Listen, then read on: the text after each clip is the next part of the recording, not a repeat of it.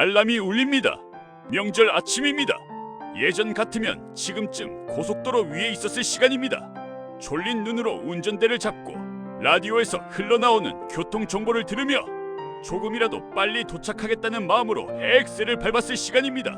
휴게소에 들러 어묵 국물을 마시고 줄 서 있는 사람들 틈에서 다들 같은 날 움직이고 있구나 하는 묘한 연대감을 느꼈던 순간들. 그때는 막혀도 괜히 웃음이 나왔습니다. 힘들어도 당연하다고 생각했습니다. 하지만 오늘 그는 집에 있습니다. 거실은 조용하고 창밖의 도로도 평소와 다르지 않습니다. 명절이라는 말이 무색할 만큼 평범한 풍경입니다. 휴대폰을 켭니다. 가족 단톡방에는 이미 메시지가 가득합니다. 출발했니? 차 많이 막히지? 몇 시쯤 도착해? 그는 한참을 읽기만 합니다. 그리고 짧게 답장을 남깁니다.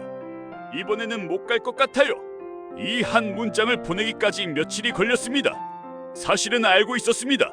이번 명절에는 내려가지 못한다는 것을요. 며칠 전 기차표를 검색해봤습니다. 왕복 요금을 보는 순간 한숨이 나왔습니다. 생각보다 많이 올랐습니다.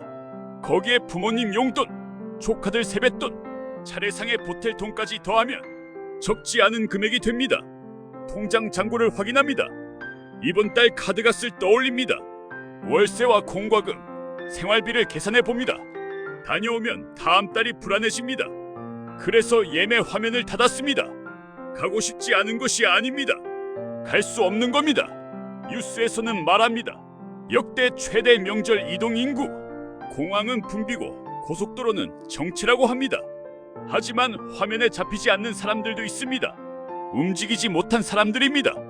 비용이 부담돼서 못 가는 사람, 명절에도 일을 해야 해서 못 가는 사람, 취업 준비로 여유가 없는 사람, 마음이 복잡해 가족을 마주할 용기가 없는 사람. 우리는 그 숫자를 본 적이 있을까요? 창밖으로 택배 차량이 지나갑니다. 잠시 뒤 배달 오토바이가 멈춥니다. 명절에도 누군가는 일을 합니다. 그도 노트북을 켭니다. 밀린 업무를 정리하고 메일을 확인합니다. 오늘이 명절이라는 사실이 실감나지 않습니다. 점심시간이 되어 냉장고를 엽니다. 어제 사둔 간편식을 꺼냅니다. 전자레인지가 돌아가는 소리가 집안을 채웁니다. 예전에는 어머니가 전을 부치던 소리가 있었고 식탁 위에는 음식이 가득했고 사람들의 말소리가 겹쳐 들렸습니다. 지금은 혼자입니다. TV에서는 명절 특집 프로그램이 흘러나옵니다. 가족이 모여 웃고 있습니다. 그는 리모컨을 들어 소리를 줄입니다. 화면 속 웃음소리가 왠지 낯설게 느껴집니다. 잠시 후 어머니에게 전화가 옵니다. 밥은 먹었니? 내려오지 않아도 된다. 괜찮다. 괜찮다는 말이 몇 번이나 반복됩니다. 그 말 속에 담긴 미안함을 그는 알고 있습니다. 영상통화를 켜면 식탁이 보입니다. 가족들이 모여 있습니다. 그가 앉았어야 할 자리가 비어 있습니다. 아무도 말하지 않지만 그 빈자리는 조용히 존재합니다. 그는 말합니다. 다음에는 꼭 갈게요. 작년에도 했던 말입니다. 그리고 그 전에도 했던 말입니다. 해가 지고 동네가 어두워집니다. SNS에는 가족 사진이 올라옵니다. 환하게 웃는 얼굴들, 가득 차 있는 식탁, 행복해 보이는 순간들. 그는 화면을 보다가 끕니다. 가족이 없는 것이 아닙니다. 함께할 여유가 없는 겁니다. 언제부터 명절이 이렇게 부담이 되었을까요? 언제부터 명절이 기다려지는 날이 아니라 계산해야 하는 날이 되었을까요? 우리는 명절을 싫어하게 된 것이 아닙니다. 현실을 감당하느라 여유를 잃어버린 것인지도 모릅니다. 그래서 누군가는 출근을 선택합니다. 그래서 누군가는 혼자 있기를 선택합니다. 그 선택은 냉정함이 아니라 생존입니다. 밤이 깊어집니다. 불을 끄고 누워 천장을 바라봅니다. 휴대폰에 메시지가 도착합니다. 명절 잘 보내고 있어? 그는 잠시 생각합니다.